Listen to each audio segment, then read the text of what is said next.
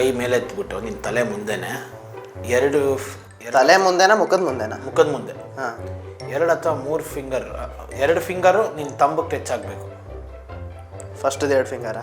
Right hand ಮೇಲೆತ್ತು, left hand ಒಂಚೂರು ಅದರಿಂದ ಒಂದು ಕಾಲಡಿ ಇಲ್ಲಾಂದರೆ ಅರ್ಧ ಅಡಿ ಜಾಸ್ತಿ ಆಯಿತು, ಕಾಲಡಿ ಮೇಲ್ಗಡೆ ಒಂಚೂರು ಕೆಳಗಡೆ ಅಂದರೆ ನೀನು ಎದೆ ಅಥವಾ ಹೊಟ್ಟೆ ರೇಂಜಿಗೆ ಹಿಡ್ಕೊ.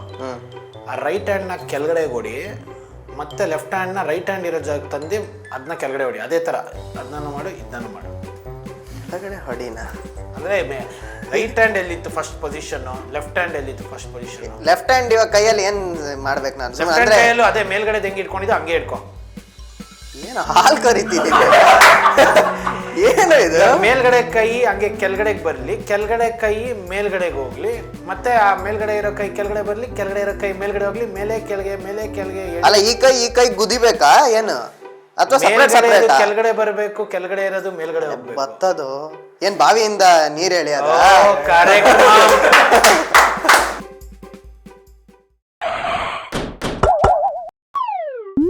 ಏನ್ ಹುಡುಗರಪ್ಪ